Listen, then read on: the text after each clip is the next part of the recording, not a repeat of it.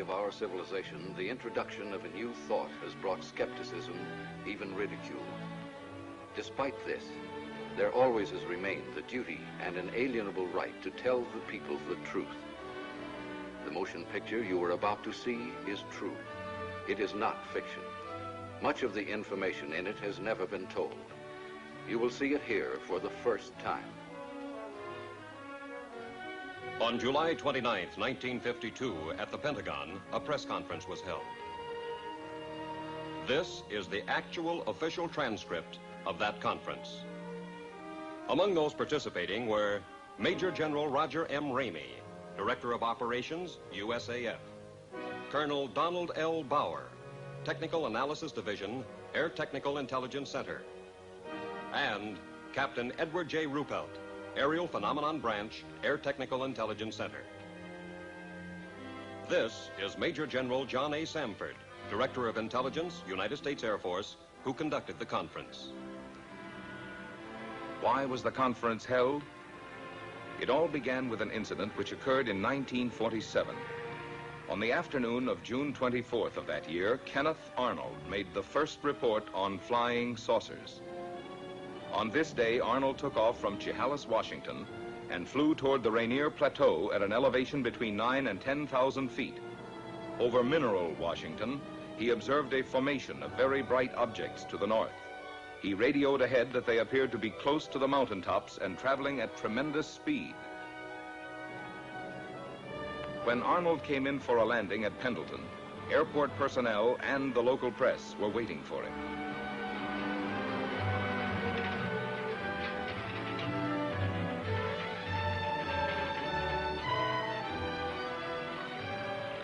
Arnold counted 9 objects in echelon formation. He observed that they had no tails and described them as saucer-shaped objects. The story was picked up by the wire services. He saw what? In the next 24 hours, virtually every newspaper in the country ran the story.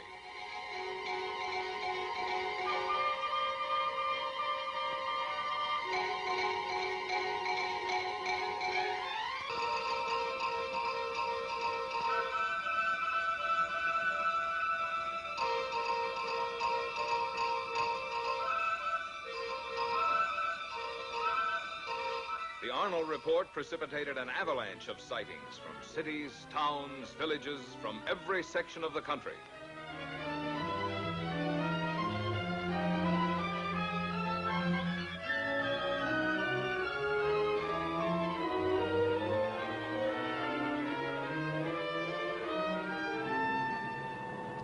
The commercial aspects of the saucer situation were not overlooked. Alert businessmen and manufacturers came up with all sorts of oddities. The practical joker moved in. Homemade saucers of all kinds and descriptions began to turn up promiscuously. Within a few months of the original saucer report, practically everyone in America was conscious of flying saucers. This man in the saucer, can you describe him? Well, sir, he was small and skinny. He had his head was pointed, came to a very sharp point. He had long green hair. His eyes were a sort of purplish red. He had large ears which were formed like an antenna. His teeth were perfect, but spread far apart. And I noticed, too, a jacket of some sort of spun glass and bright red metallic hues. You say this all took place in a few seconds. Mr. Nagelschmidt, can you tell me what color tie I'm wearing? I'm sorry, sir. I didn't notice. You mean to say you can remember everything about this man from the spaceship, his hair, the color of his eyes, the clothing he was wearing, and yet, after all this time, you can't tell me the color of my tie? But you didn't come out of a flying saucer. Then, at approximately 1400 on January 7th, 1948, the Kentucky State Police reported to the Fort Knox Military Police that they had sighted an unusual aircraft or object flying through the air, circular in appearance, approximately 200 to 300 feet in diameter, moving westward. The Provost Marshal at Fort Knox called the commanding officer at Godman Air Force Base. call flight service at Wright Field. Determine if they have any experimental aircraft in our area. We have a report of an unidentified aircraft south of the field. It was about 13:15 when the tower controller in the Godman Tower received his instructions from the commanding officer. Right, Patterson? The PFC continued giving routine instructions to a light plane which was practicing takeoffs and landings. Flight service. Captain Hopper, flight service. Flight service is a clearinghouse. The positions of all military planes are carefully plotted so a minute-to-minute check may be made on their position, course, altitude, and speed. Flight service to Godman Tower. We have no experimental aircraft in that area. However, we do have a B-29 and an A-26 on photo mission in that area. In the meantime, Lieutenant Cowan, the AACS, and the operations officer had arrived in the tower. They were joined by the intelligence officer and the executive officer. Upon hearing the information from flight service, the executive officer called Colonel Hicks, the commanding officer. Colonel Hicks, can you come over to the field, please? At about 13:50, the tower controller saw an object south of Godman Field and directed it to the attention of the tower. Lieutenant Cowan was the first of the group, after the tower controller, to locate it. He immediately directed it to the attention of the operations officer. After observing it for a moment, he picked up a telephone and put in a second call to the commanding officer. While he was putting the call through, Colonel Hicks arrived in the tower. It was now about 14:20. About 14:30, a flight of 4 F-51s being ferried from Marietta, Georgia to Stanford Field, Kentucky, was sighted south of the base. The commanding officer issued an order to contact the flight leader. Plan will be and find out who's leading the flight. Godman Tower to leader, flight 451. Godman Tower to leader, flight 451. Come in. Captain Mantell, flight leader F-51 to Godman Tower. Over. Stand by for further instructions. Vector the flight into the area of the unknown. Vector Mantell on a heading of 210 degrees. Godman Tower to Captain Mantell. Come in, over. Mantell to Godman Tower. Over. Godman Tower to Captain Mantell. Investigate an unidentified object in your area. Your new course, 210 degrees. 210 degrees. Mantell to Godman Tower. Changing heading to 210. Loco, out.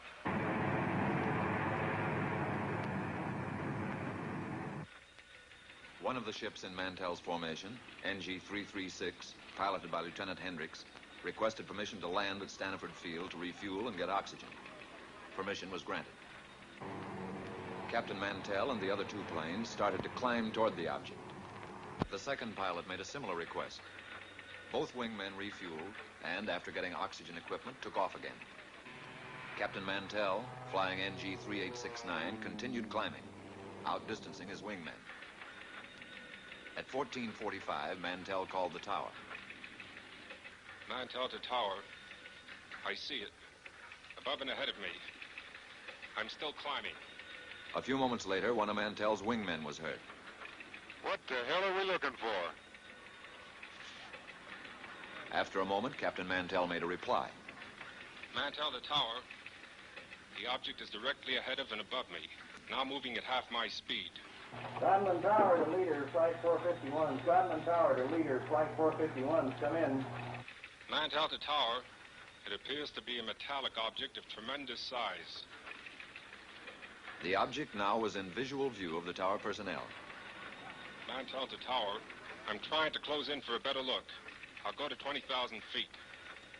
Shortly after this, Pilot Hammond, the remaining wingman with Mantell, called Mantell over his radio. Level off, Captain, until I've regained visual contact. The personnel in Godman Tower waited tensely for Mantell's reply, but he made no answer. A moment later, Pilot Hammond made another report to the tower. Mantell seemed to have disappeared. Mantell had apparently climbed beyond his wingman. At 15:25, the remaining wingman broke off and returned to Stanford Field. The object, which was in visual sight from the tower, as were the F-51s during the chase, disappeared at approximately 1550. The F-51s were first lost to view, and then the object went behind a cloud. Godwin Tower to Captain Mantell. Come in. Over. This is Godwin Tower to Captain Mantell. Come in. Over.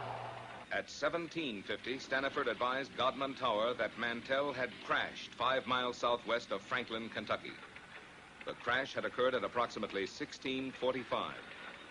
Captain Mantell was killed.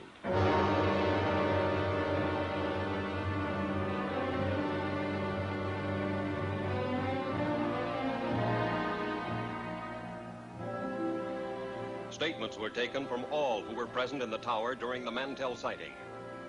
The tower controller stated, It looked silver or metallic. the intelligence officer, It appeared to be a bright silver object. the executive officer, It was circular in shape. the AACS, A small white object in the sky. the operations officer, It appeared round and white. the commanding officer. It could be seen plainly with the naked eye. The statements were typed up for the necessary signatures as the interrogation concluded. There was one point on which there was some disagreement. Not everyone who had been present in the tower had heard Mantell when he reported over the radio that he was moving in for a better look.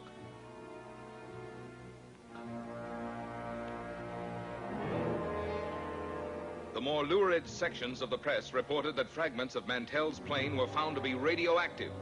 Some news sources reported that an autopsy revealed that Mantell had been killed by some kind of death ray unknown to our men of science. These reports were false. Because certain publications persisted in using a sensational approach in reporting sightings, there were increasing demands from the public for an explanation. However, the Air Force had already taken official cognizance of the flying discs. Headquarters, United States Air Forces, issued a directive for a detailed study of flying disc reports. This project received a secret classification and the code name of SIGN.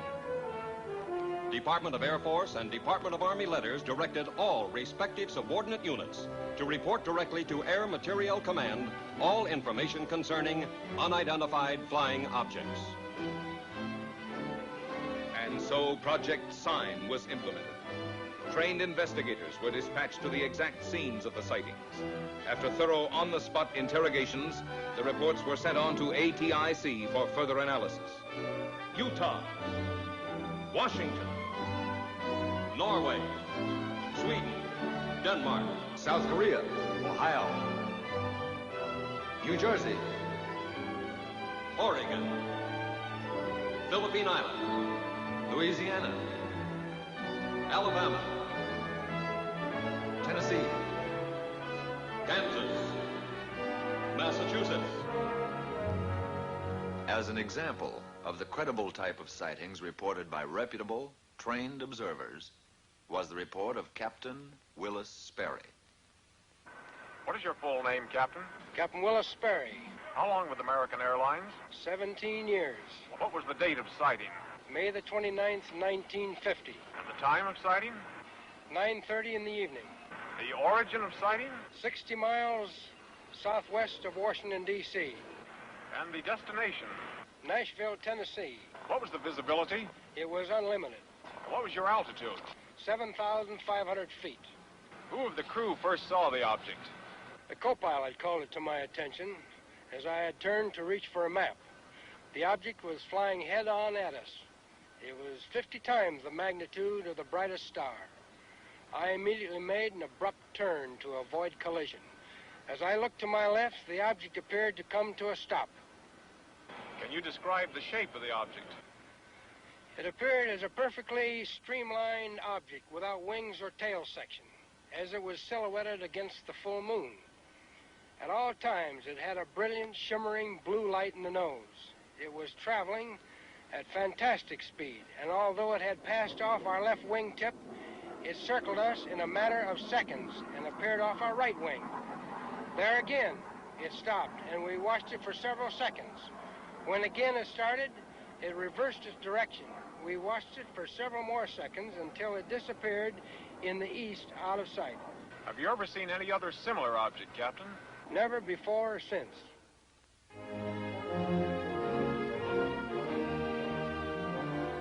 On January 9th, 1950, the press reported that Project Sign was closed. From now on, the Air Force stated its only similar activity would be the routine conventional watch for unidentified flying objects. This is the Daily News building in Dayton, Ohio. My name is Al Chop. A short time after my discharge from the Marine Corps, I paid a visit to the newspaper where I had previously worked as a reporter for 5 years. Well, Al, you rascal. Glad to see you. Good to see you. Keeping yourself. The editor was a close friend, and he tried to convince me to take back my old job on the paper. He was very persuasive, but for personal reasons, it didn't interest me. Oh, but you remember the old days here. Now it's all different. 3 hours for lunch, double time for overtime, blonde copy girls. Once he realized that my mind was made up, he made another suggestion. It was due to this casual suggestion that I walked right into the middle of the flying saucer story. Ever since the Korean situation, there's a lot of activity out at Air Material Command.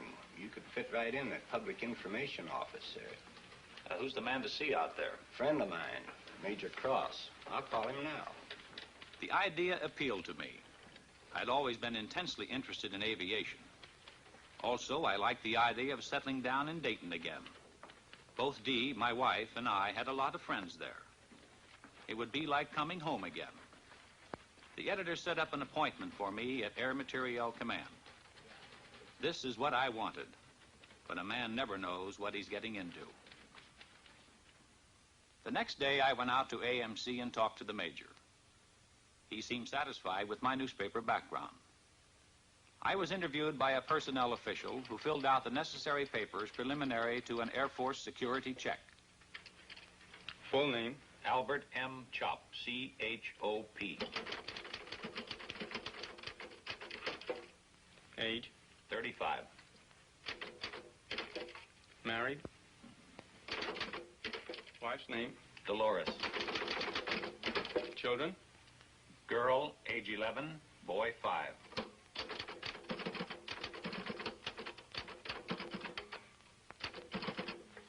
Take us to room D. Thank you. Shortly after, I went on the AMC payroll on the PIO desk. I soon shook down into the routine of the public information desk. There was a wide diversification of projects for which I wrote material. Most of it was released as newspaper copy, with an occasional article published in the magazines. I wrote a piece on a portable printing press that could be set up close to the front line. These presses printed daily bulletins, which proved of great value in sustaining morale of frontline troops. I did a few pieces on helicopters, which were coming into wide use in Korea. Newsweek magazine printed this, and it also appeared in many of the country's leading newspapers. Then, one morning about 10 o'clock, I got a call from a newspaper editor in Boston. The Boston editor wanted confirmation or official information on a flying saucer report out of Sioux City, Iowa. I told the editor that Project Sign had been officially closed. He was insistent, so finally I called Air Technical Intelligence Center. No, Chop. We have no report on Sioux City or any other sighting. You people on PIO desk ought to know we've closed Project Sign. For the next couple of hours, calls came in from newspapers all over America.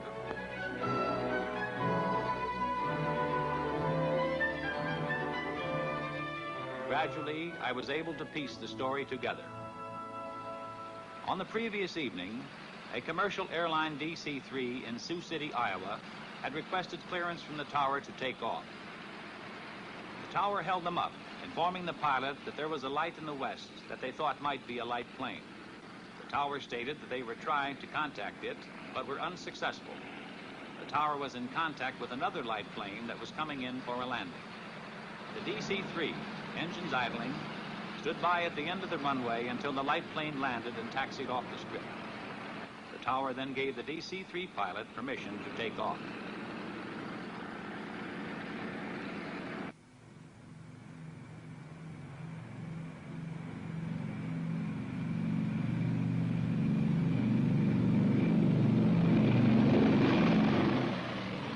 DC-3 climbed for altitude. An unidentified light suddenly closed in. This was the object that the tower unsuccessfully had tried to contact by radio. The tower observed this and radioed the DC-3, but the light had already been observed by both the pilot and co-pilot. Suddenly, the light accelerated and made a head-on pass at the plane, which swerved to avoid a collision. It zoomed past them, close to their wingtip. The pilot called the tower and described the object as a B-36 without wings. After being observed by several passengers, the object suddenly zoomed straight up and disappeared. About noon, 2 reporters came in asking for information on the Sioux City sighting. What's new on this saucer story, Al? We have nothing on it. Project Sign is closed. ATIC is no longer investigating these things. How stupid can they get? How can they drop an investigation when there are things going on like this Sioux City incident? Look, George, I don't make policy around here. I've got a job, and I take my orders just like everybody else. They insisted I make another call for verification with ATIC. I indicated to one of the reporters to pick up the extension and listen in, so he, too, could hear. Yeah, hello, Major. Al Chop. A couple of reporters here want some information on Sioux City. Look, Al, the answer is the same. The project is closed. I told you that before. Yeah, thanks, Major. You heard the man. This thing doesn't add up. Those men saw something up there. Oh, there's probably some simple explanation for it. Don't tell me you guys believe this saucer bunk. You're just sitting on a story, Al. Well, you believe what you like. But personally, I think this whole saucer business is pure, unadulterated bunk. One day, shortly after the Sioux City incident, I went over to get a story on a former German scientist. Area B was a maximum security section. The story appeared in the New York Times. I had obtained the background on the scientist from the files. He was formerly one of the top men at Peenemünde, Germany, one of the key figures participating in the successful development of the V-2 rocket. This scientist had succeeded in developing a 98.8% pure aluminum oxide. These crucibles were vital to our nation's defense. They were used to melt super-hard metals needed to build turbine blades for our jet aircraft. Tell me, young man, what new reports are you getting on unidentified flying objects? Flying saucers? Oh, they keep coming in every once in a while, but we don't take them too seriously. Oh, no? Of course not. It must be amusing to a man in your line of work to hear about all these screwball reports. It is my firm opinion that these sightings should be investigated most meticulously. You don't believe that these flying saucers actually exist, do you? And how can you be so certain they don't, Mr. Chop? Well, I just don't believe it. Our minds should be open on all subjects. Wrong conclusions are usually the result of lack of comprehensive analysis. Of course. Well, thank you, Doctor. I won't take up any more of your time. And I'll let you read the article before I send it in. Thank you, Mr. Chop. I'll be looking forward to it.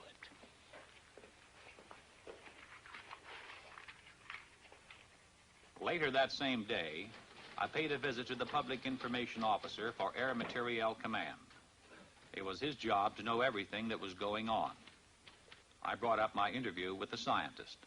He's a top man, isn't he, Colonel? As good as they come. We got on the subject of saucers. He seemed to lend credence to their existence. At least he doesn't deny it. Well, he's not alone in that opinion. I don't understand, Colonel. If a crack scientist thinks they could exist, why not the Air Force? Al, I'm going to let you in on something. Somehow security was breached on the code name Sign. Every news agency knew that Project Sign meant saucers. On top of it, we were up to our bustle in screwball reports.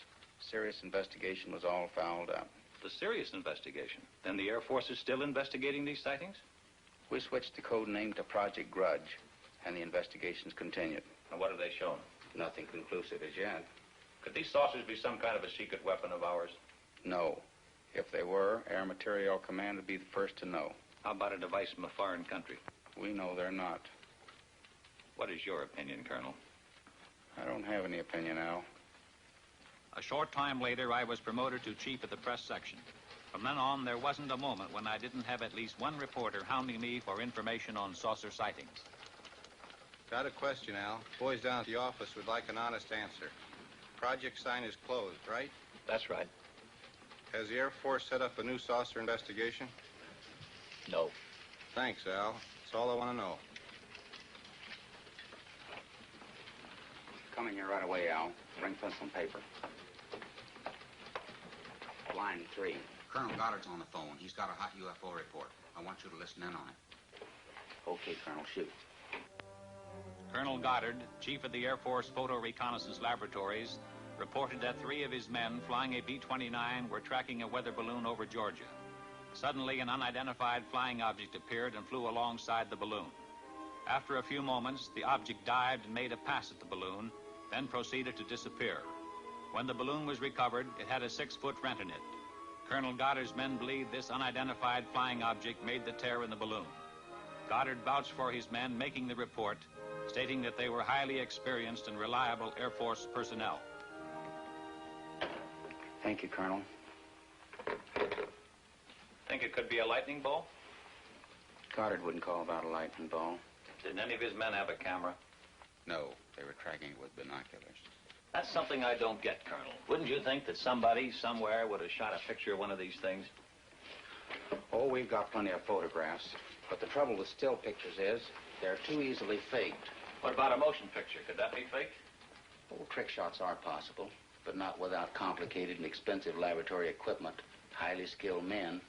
Even then, motion picture experts could easily determine fakes. That eliminates some joker faking a piece of motion picture film in his garage. It'd be practically impossible to get away with that. Well, I guess that's why you have no movies of them, Colonel.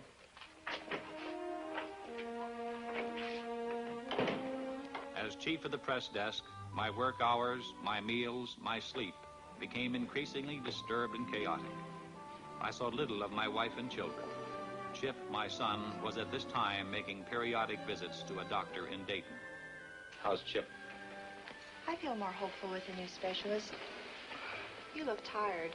Since you've gotten this new job, the children don't know their own father anymore. Yeah, sometimes I wish I were back on the newspaper.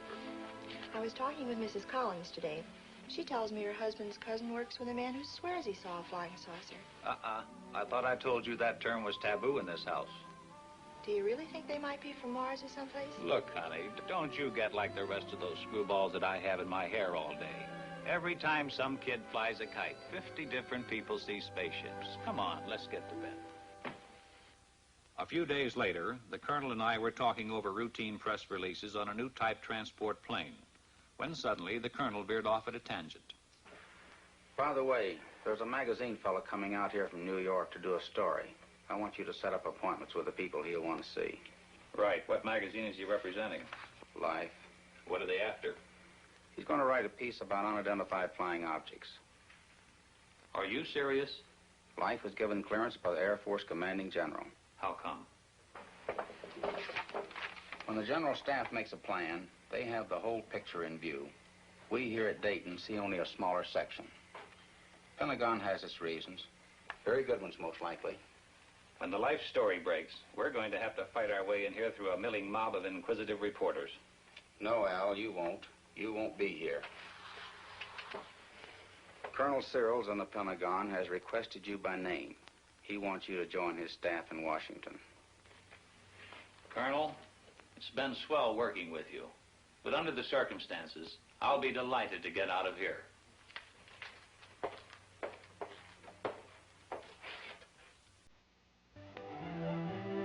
Upon my arrival in Washington, I was assigned to Air Force Press Desk, room 2E765 in the Pentagon. My last official act at AFC had been to arrange the conferences and briefings for Life magazine. I was in Washington only a short time when Look magazine submitted the galley proofs of their saucer article to my desk. I put the Look article through to security review. Now I felt free to settle down in my new job. I checked in with the press section of the United States Senate, House of Representatives, and Department of State. I paid the required visits to the information departments of the Army, Navy, and Marine Corps. I covered the Civil Aeronautics Administration and other agencies with whom I would be working in close contact. By now, I figured I was through with flying saucers for good. But the Pentagon had other ideas. Because of my previous experience, I was assigned to unidentified flying objects. I was back in the flying saucer business. In the activity of setting up housekeeping and getting adjusted to the new job, I completely forgot about the Life magazine article. Also, I was able to spend more time with Chip. My son had been deaf in one ear since infancy, and it was difficult for him to play with other children. I had settled down to a regulated home life, but it was only a lull before the storm.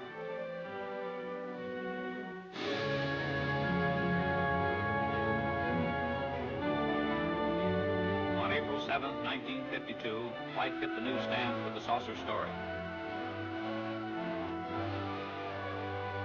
The question, if anyone ever had any doubt about it, was forcefully answered.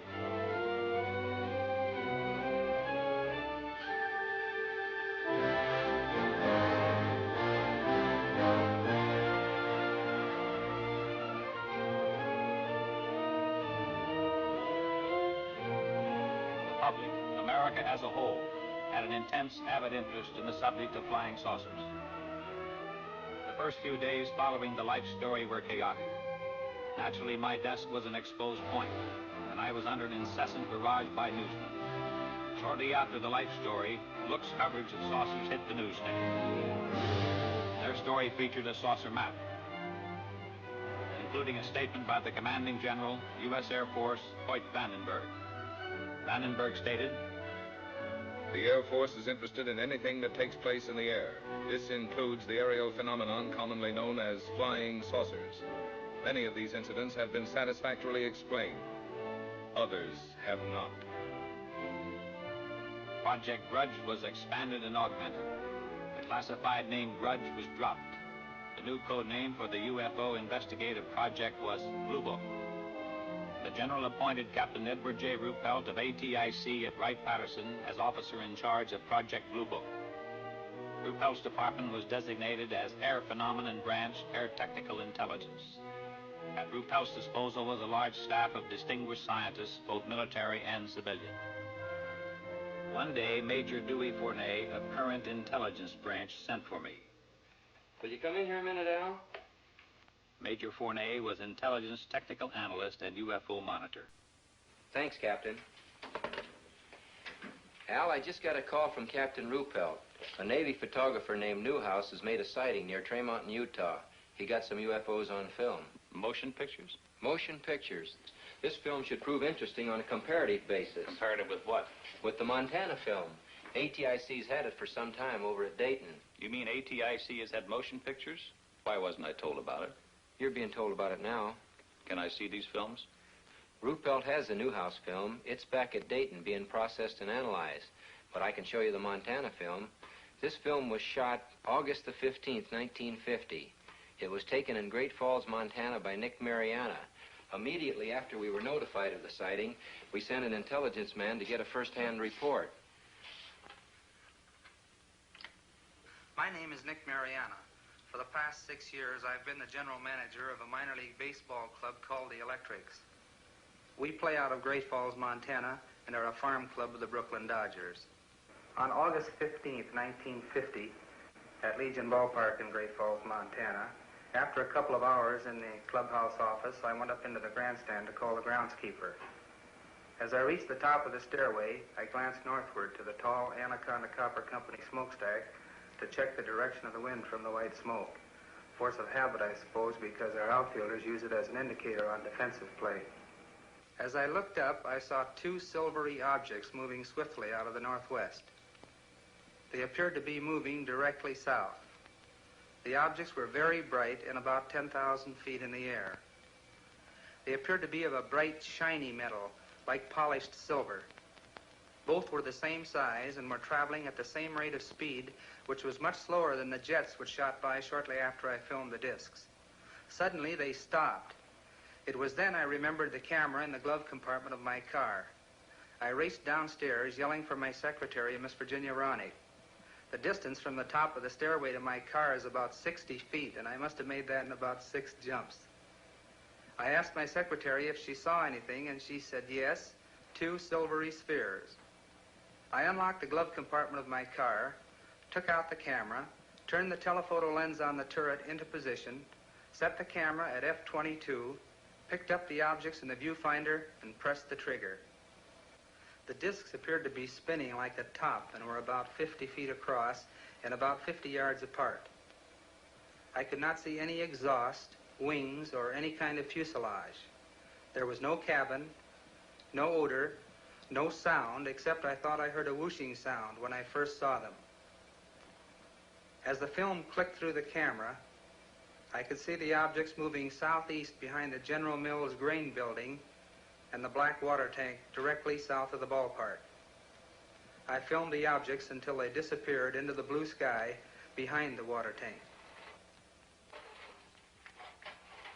There's only a few feet of film. It'll be over practically before your eyes are focused on it. Now remember, there's only a few feet of film, so watch closely. I still had my doubts, but I must admit I felt an excitement about seeing actual motion pictures of unidentified flying objects for the first time. Ready? Ready.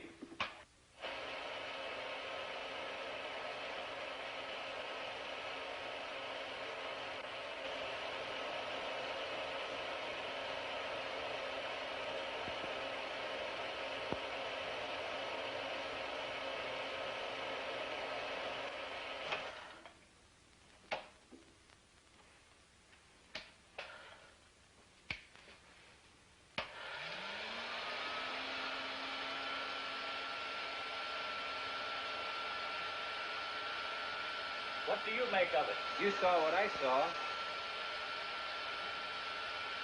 What's your opinion? I'll run it again.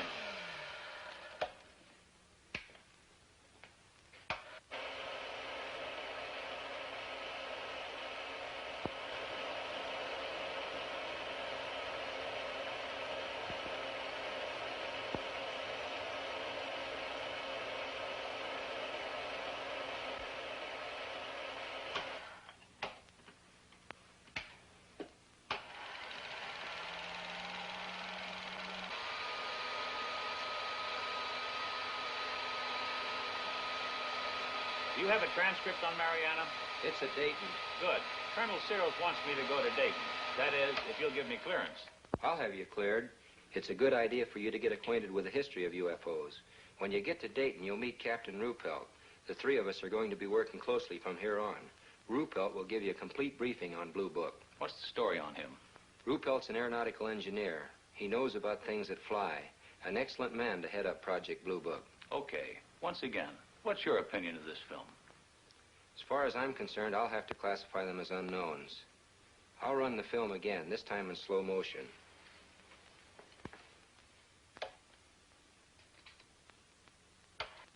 This time I strained my eyes to study the film. The Air Force analysts, by measuring the angular velocity of the objects and by computing their speed, had determined that they were not balloons.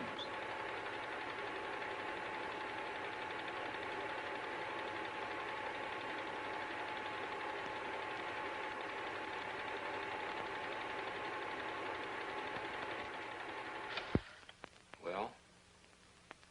There was something up there in that sky. And if they were not balloons, I don't know what to think. You better get going to Dayton.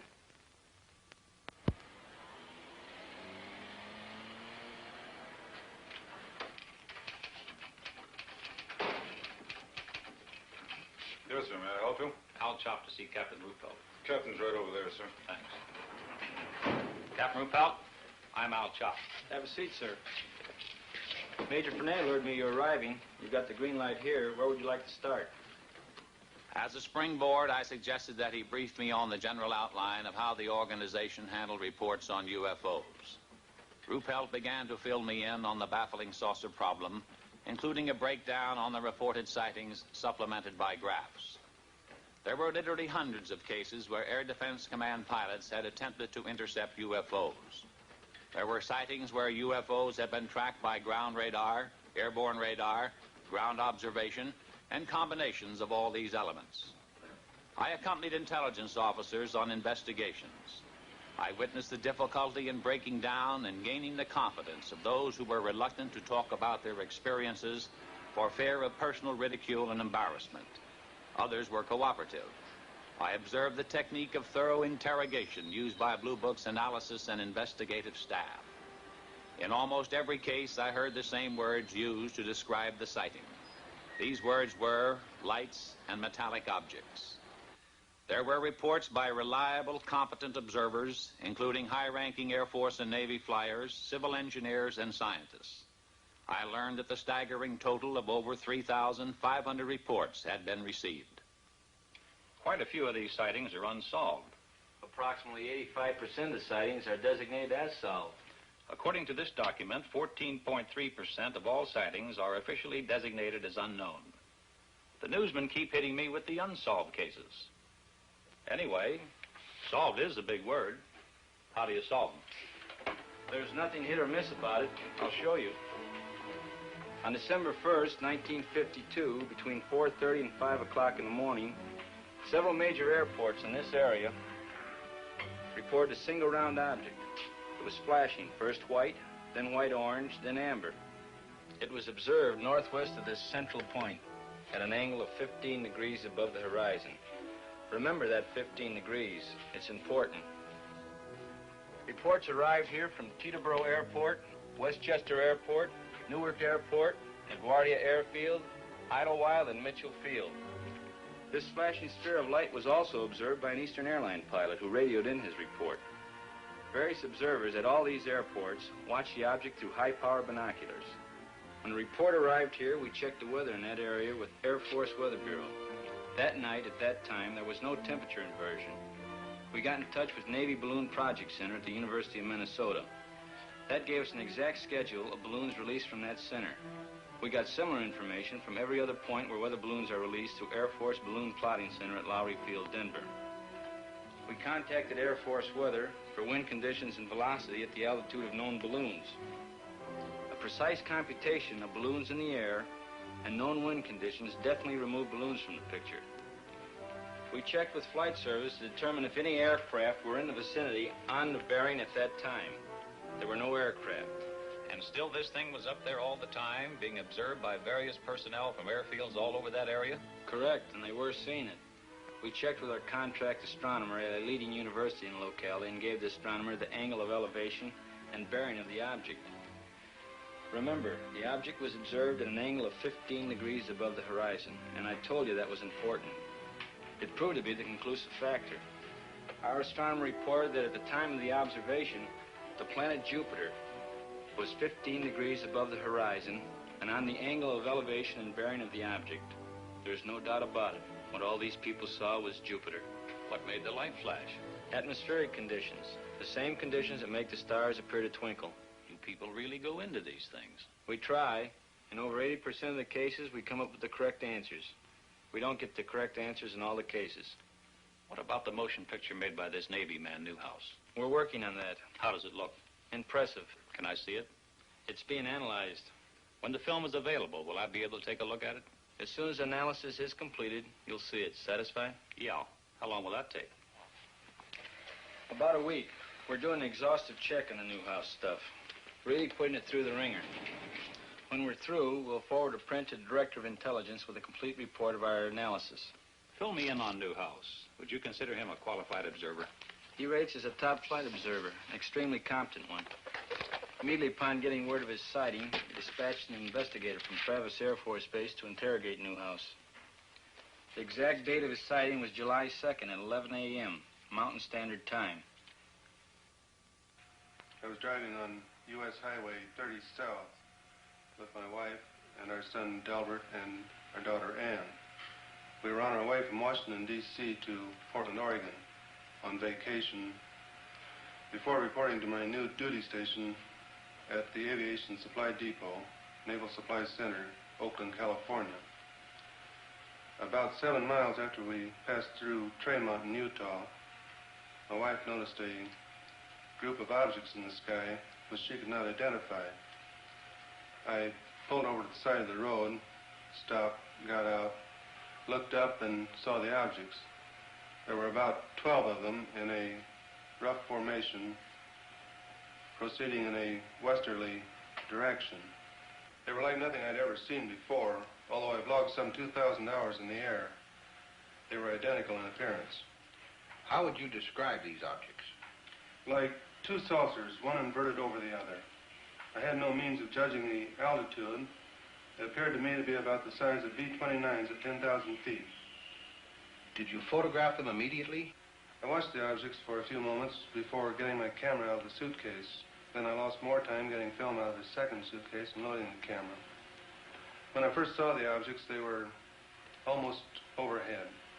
By the time I had the camera ready to go, they had moved to a considerably greater distance. What kind of a camera did you use? A 16-millimeter Bell & Howell, Filmo Auto Loadmaster with the 3-lens turret. I selected a 3-inch lens and set it on f8 and focused at infinity. Did you think of using slow motion? No, the camera was set on 16 frames per second, and in the excitement of the moment, I didn't think to shoot at a greater rate, although that would have improved the coverage. I centered the viewfinder on the objects and made the first shot. Then I decided that if the sky were darker, the objects would show better. So I stopped the lens down to f16 and continued photographing. This proved to be a mistake, as the quality of the film would have been better had I left it at f8. Did these objects remain together in a group at all times? No. Toward the end, one object reversed its course and proceeded away from the rest of the group. I held the camera still and allowed this single object to pass through the field of view, picking it up again later in its course. Did this single object return to the rest of the group? No. I allowed it to pass through the field of view of the camera 2 or 3 times, and then it disappeared. In what direction? Over the eastern horizon. What did you do then? I turned, swinging the camera just in time to see the rest of the group disappear over the western horizon. What was the weather? The weather was bright and cloudless. Visibility good? The visibility was excellent. How does this film you shot compare with what you saw with your naked eye? You have studied the film. Yes, I've studied it. I'm very disappointed. The film falls far short of showing what I saw with the naked eye, due to the delay in getting the camera started and my error in exposure. If I'd had this camera in the seat beside me, loaded and ready to go, there'd be no need for questions. The Air Force would have the answer. What is your full name, please? Delbert Clement Newhouse. And you are on active duty with the Navy? Yes, sir, I am. What is your official Navy rank? My title is Chief Photographer. I'm a commissioned warrant officer, United States Navy. How long have you been in the service? 21 years. Now, is there anything you can add to the description of these objects? They had a bright silvery color. Can you describe some particular detail? They had a metallic appearance. They seemed to be made of some kind of polished metal. The Newhouse film, as I told you, is presently under analysis. Sergeant, would you get me the Fargo case? The Fargo sighting was October 1st, 1948. A National Guard lieutenant, thank you, a National Guard lieutenant was about to land his F-51 at Fargo Airport.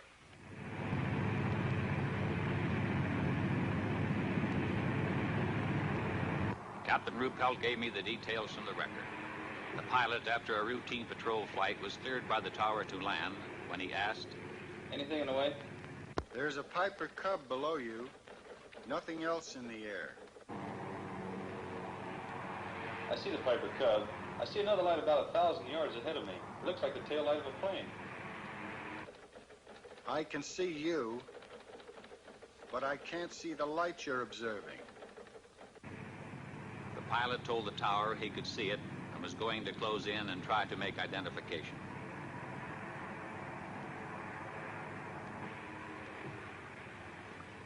I can see it clearly now. A small white light. It keeps blinking on and off. As he approached it, the blinking light became clear and steady. Suddenly, it pulled into a sharp left bank. I think this thing is going to make a pass on the tower. I see it now. I see it. The pilot dived on the light And although he brought his manifold pressure up to 60 inches, he reported, I can't seem to catch up with the thing. It's gaining altitude and has just made an impossible turn. A 90-degree turn to the left. You're right. It's gaining altitude on you. And it's still in a very tight left turn. By that time, they were at 7,000 feet, when, suddenly, the light made a 90-degree right turn. It's headed straight at me. The light passed directly over your canopy at, I estimate, about 500 feet. The object suddenly shot straight into the air. The pilot followed it to 14,000 feet when his plane went into a power stall. The object disappeared. The chase had lasted approximately 27 minutes. The officer in the tower was the airport traffic controller. The lieutenant was an instructor for the French during the Second World War. He said he was sure there was an intelligence behind the movements of the lights. He stated, too, that no earthborn pilot could have withstood the G-factor inherent in the object's turns and speed without blacking out. Was there radar at the field? No, there wasn't. Too bad. Radar would have made it airtight. Not necessarily. I thought a radar return was indisputable evidence. No, it isn't. Are you a radar expert? No, I'm not, but I have one on tap. Give me extension 361. We have a team of 3 radar analysts here in Air Phenomenon Branch. I want to talk to Win Swanson. All radar reports received here pass through this radar analysis division. Swanson? I have a man here from the Pentagon. He's cleared. Wants to know about radar. Okay. The field's socked in solid with fog, but he'll take you over to GCA.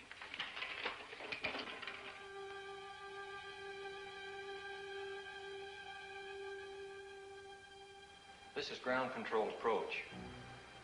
With zero visibility, GCA picks up the aircraft coming in, and by means of the pips on their scope, can talk them into a landing. Now this scope here gives the aircraft in the area.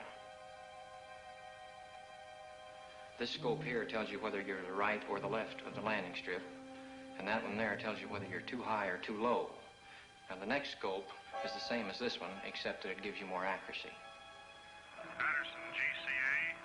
This is Air Force 2162, past Fairfield, fan marker inbound. Request landing instructions.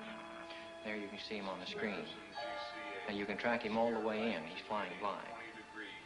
Steer right to heading 20 degrees and begin descent to 1,500 feet. This is Air Force 162, steering 20 degrees, descending to 1,500. Over.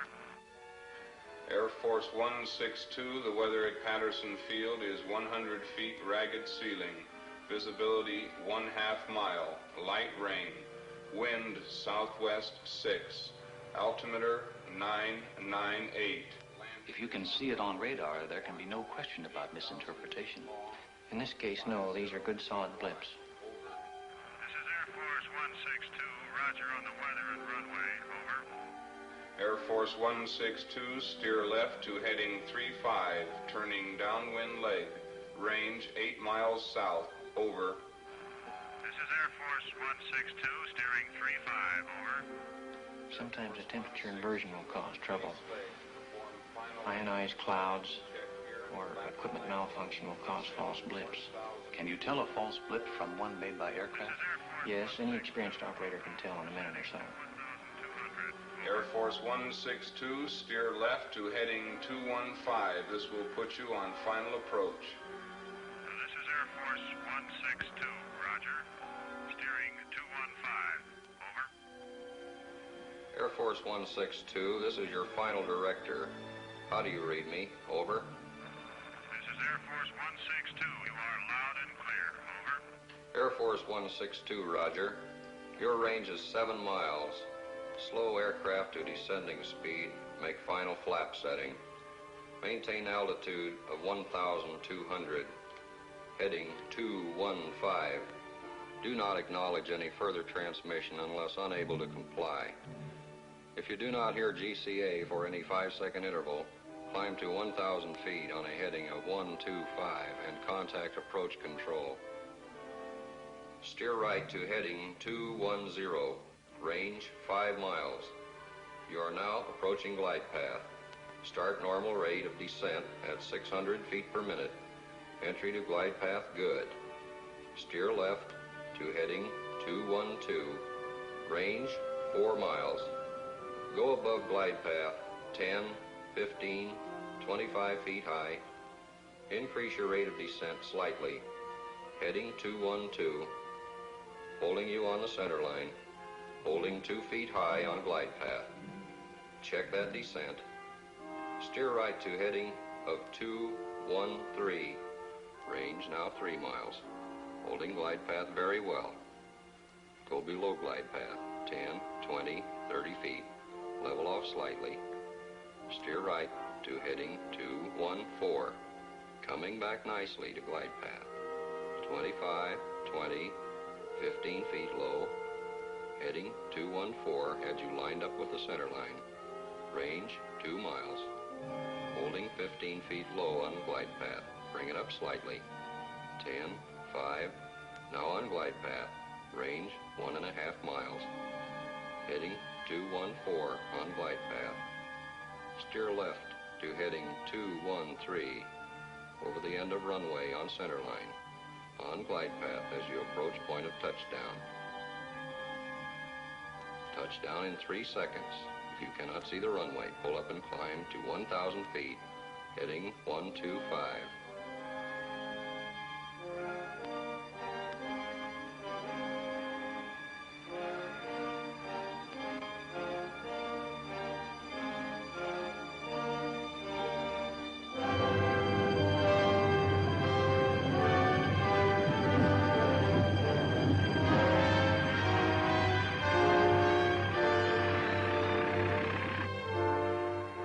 Safe at home.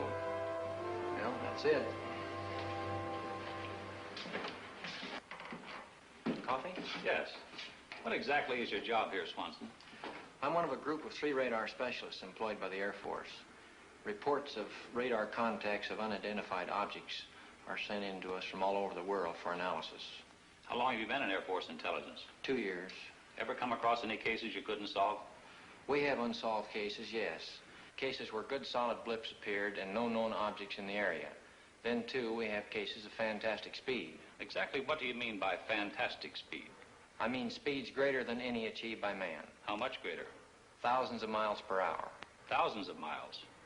What's your idea of what they are? All I can say is unknown. You must remember that I've been restricted to only radar contacts. I have no experience with visual contacts. What do you think about the chances of these objects having intelligence behind their control? All I can say is I have an open mind. What do you think about the theory of interplanetary source? I have an open mind, period. I spent a full week in Dayton.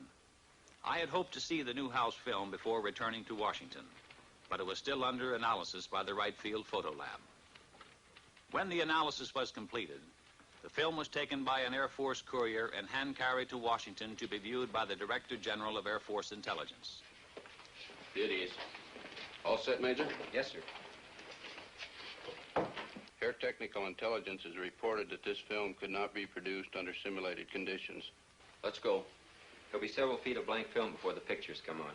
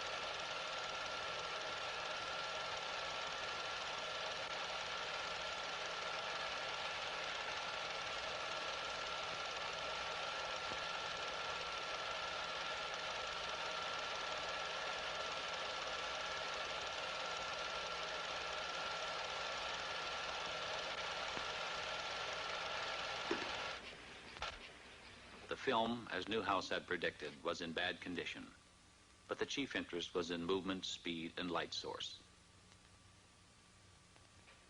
After a moment, the general asked to see it again.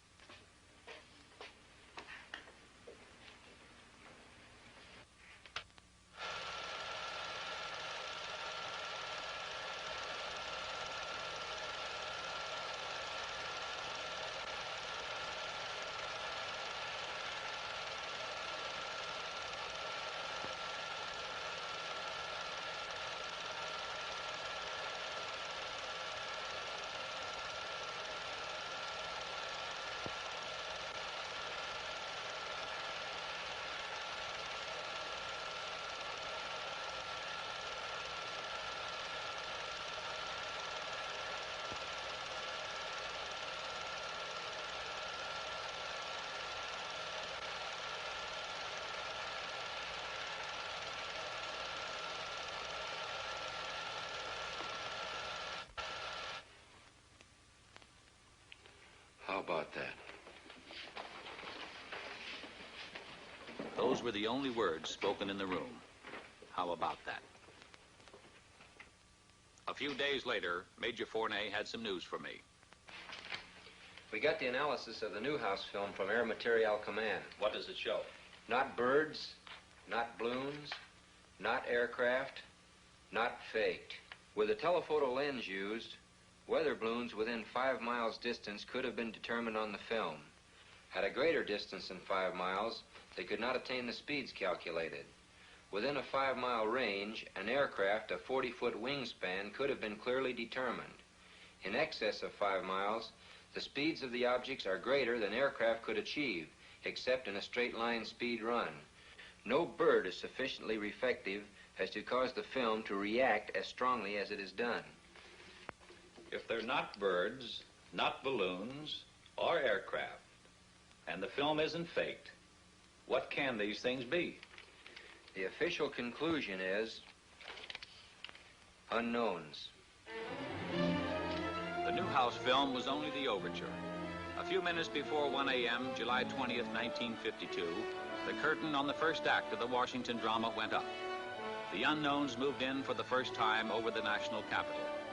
I had always regarded myself as a man with an intuitive nose for news. So, through the first Washington sighting, while the saucers hovered over the city, I was in bed, sleeping soundly through it all.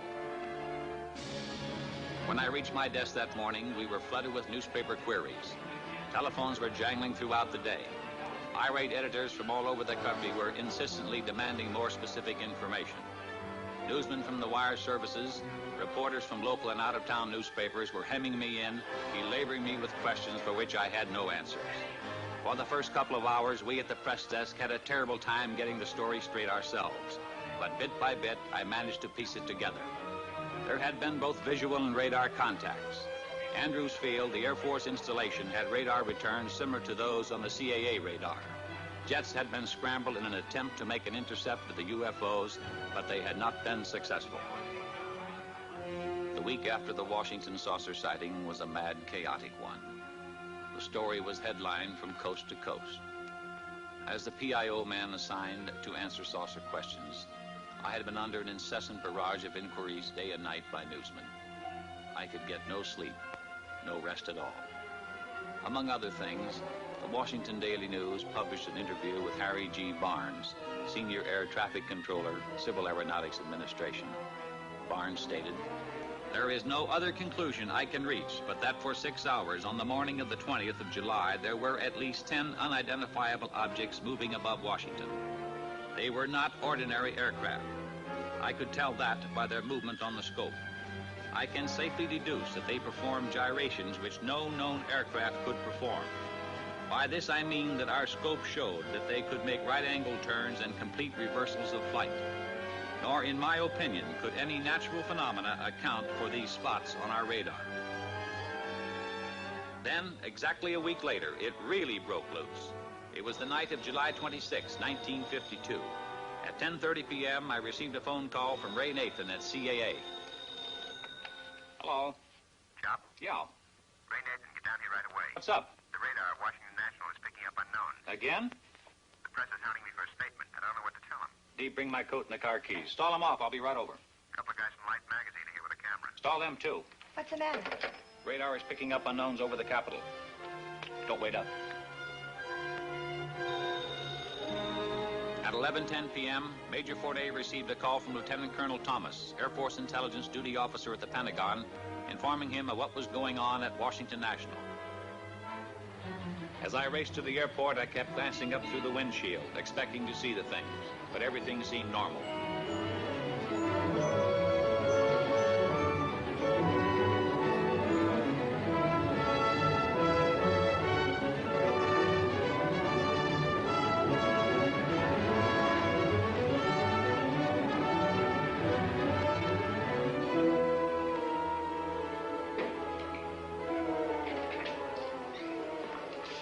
Am I glad to see you? They tell us we need your okay to get into the radar room. You can't get in, boys. I'm sorry. We want some pictures of that scope, Al. You can't photograph the scope. Why not?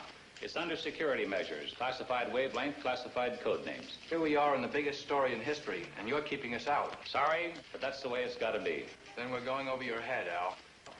Colonel Dick Searles. You can reach him at Metropolitan 89898.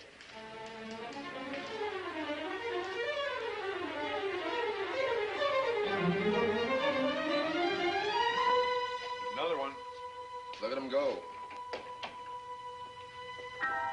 One of them is an airliner. It's a slightly different shape. Did you alert the Air Force? I called Air Defense Command. What'd they say? They're scrambling a couple of jets. Same as last week? Uh-huh. Could this be caused by temperature inversion? Inversion? That is an inversion, and it's different than the ground clutter we pick up. Did you call the Air Force Command Post at Pentagon? No, we work through Filter Center. I'd better call them.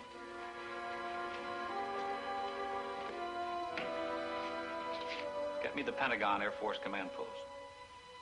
This is Al Chop. I'm at Washington National. Have you heard about the unknowns here tonight? We've been alerted. There's a blue flight on the way there right now. Okay. Washington Control to Flight 639, come in. Flight 639 to Washington Control, over. Washington Control to Flight 639, you're approaching traffic on your left. Can you see it? Over. Andrews Tower to Washington Control. We show an unknown just to the left of Flight 639. Flight 639 to Washington Control. We can see that traffic on our left, over. Washington Control to Flight 639, what does the traffic look like? Over. Flight 639 to Washington Control. It's a light, a blue-green light, over. Washington Control to Flight 639, can you make out what type of craft it is? Over. Flight 639 to Washington Control, no. We can just see a light, a blue-green light, over. Washington Control to Flight 639, roger, out. This is Bluebird 1 to Washington Control. Come in. The jets are coming on now. Washington Control to Bluebird 1, change course to 225 degrees. Bluebird 2, hold your course. Over. Bluebird 1 to Washington Control. Wilco, out. Bluebird 2 to Washington Control. Wilco, out. They're gone.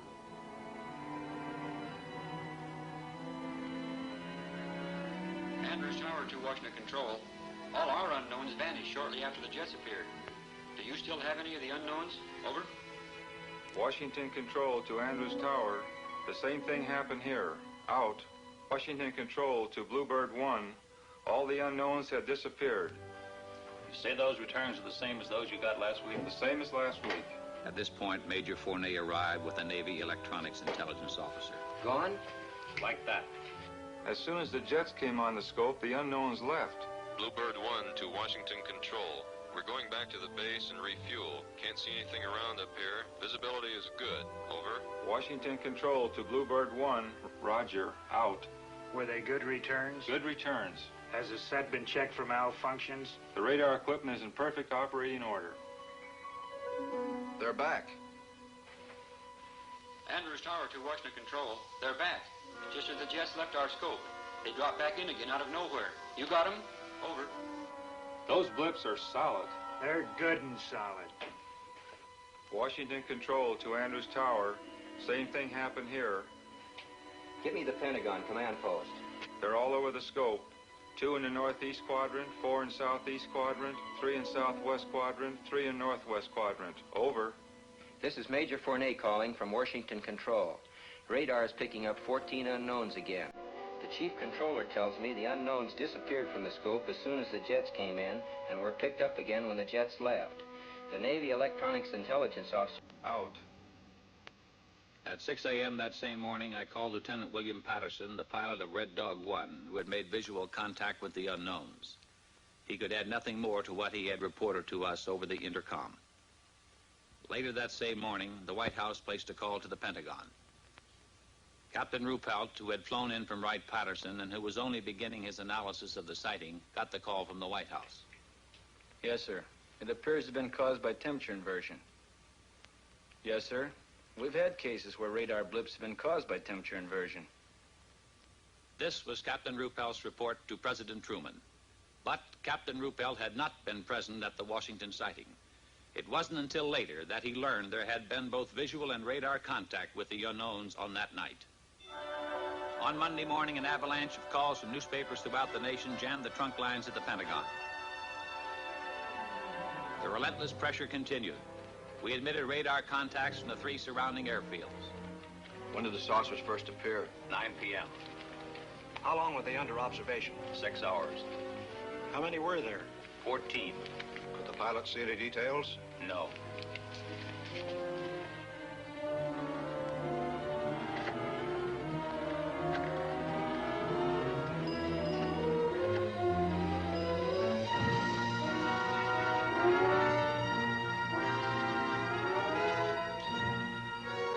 Interview which appeared in the Washington Times-Herald, Lieutenant Patterson, pilot of Red Dog 1, said he concentrated on one of the bright lights, but it outran him.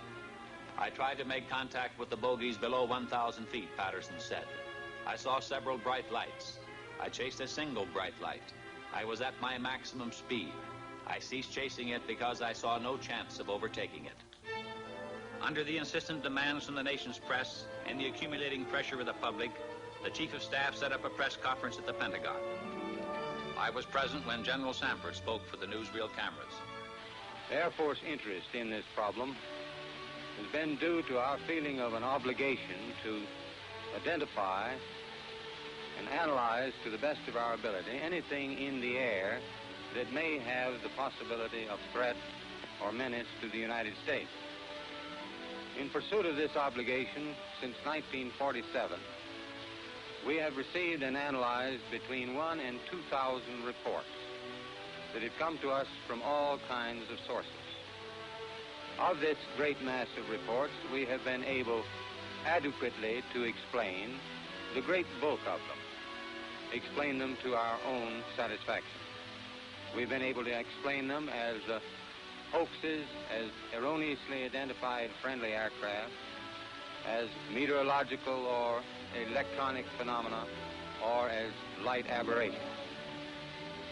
However, there have been a certain percentage of this volume of reports that have been made by credible observers of relatively incredible things. It is this group of observations that we now are attempting to resolve.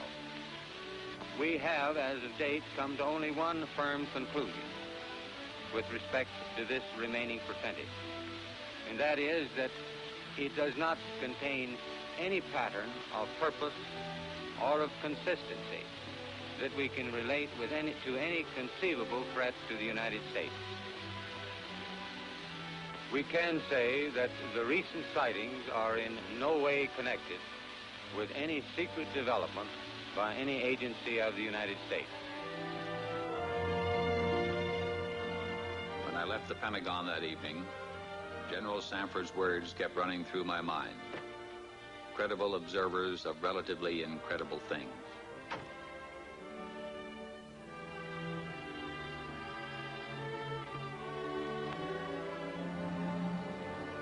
The theories of the skeptics could not stand up to the actual experiences of high-ranking military personnel, radar experts, airline pilots, and other responsible witnesses referred to by General Sanford as credible observers.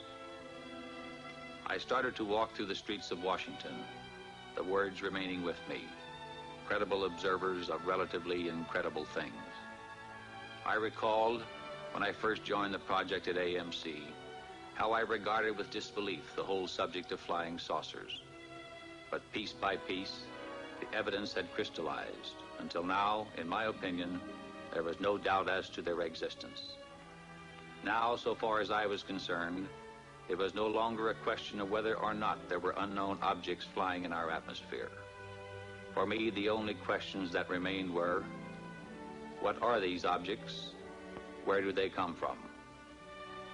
To me, the evidence indicated intelligence behind their control, and by now the belief that their source was interplanetary was no longer incredible.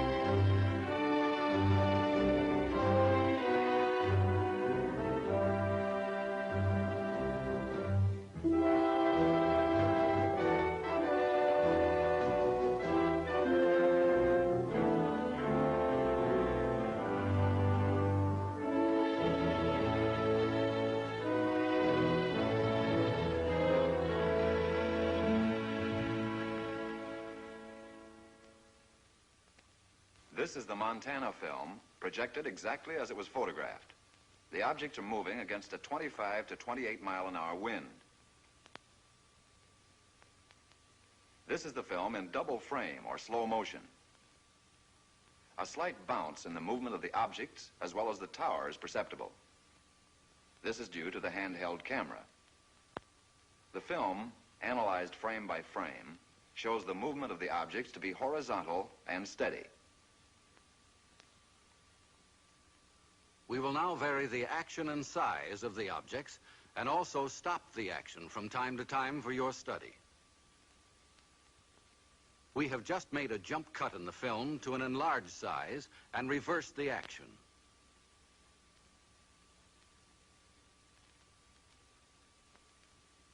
You are now seeing the objects exactly as they were photographed, but from a closer perspective.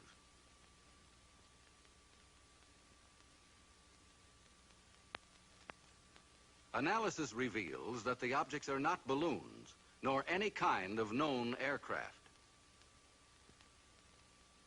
The images are very different from those produced by any kind of birds at any distance. The shape, brightness, speed, rectilinear path, steady motion, and separation rule out various forms of optical atmospheric mirages or cloud reflections. Comprehensive analysis has eliminated meteors and other known natural phenomena. The possibility of airplane reflection has been carefully studied and ruled out. This is the Utah film as it was originally photographed. The image structure and maneuvers definitely eliminate any kind of known aircraft. This is where Chief Photographer Newhouse, in his excitement, changed exposure. He believed that by changing density and giving the film more contrast, he could clarify the objects. The single object that reversed its course. The bounce is due to handheld camera. Now we study the action of one section of the film. We stop the action. We move in. Within a 5-mile range, aircraft could be determined. In excess of 5 miles, the speeds are greater than aircraft can achieve, except in straight-line speed runs. The movement here follows an elliptical or circular pattern. Microscopic examination reveals that the objects are well focused. Their size varies from 1/6 to 1/10 the size of the moon, as it appears to the naked eye. Their form is circular and sometimes elliptical. This fits the commonly used flying saucer description. Observe the object in the upper left corner. We move in to study the action. The object upper left will go out of frame on widescreen projection.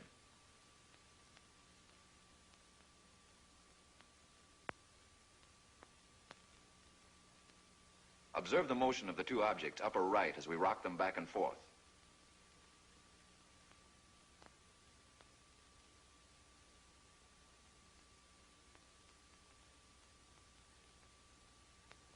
Now we move over and up on the frame to make a closer study of the object in the upper left corner. Examine this object closely. Compare it with those objects you saw in the Montana film. These films were taken approximately 2 years apart, hundreds of miles apart.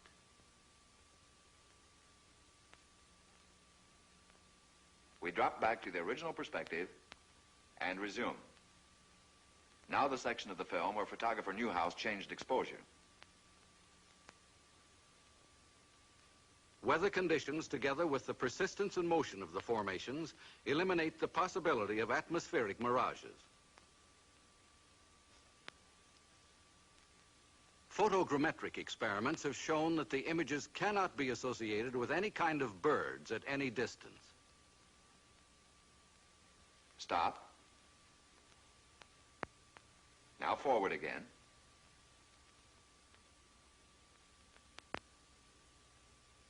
Stop.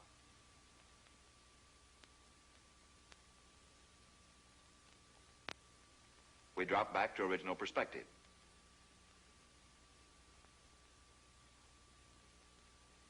Now once again, and for the last time, the Utah film. The objects cannot be associated with any known balloon observations.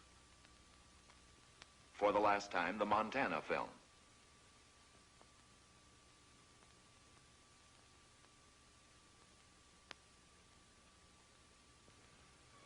The motion picture you have just seen is authentic. It is substantiated by documentation, eyewitness accounts supported by affidavits, and official government reports. The evidence has been presented to you with integrity and objectivity to establish the fact that unidentified flying objects, commonly known as flying saucers, do exist. Some kind of flying objects have been photographed in the sky. If they cannot be identified as objects known to man, what are they? If they are not man-made, who made them? If they are not from this planet, where are they from?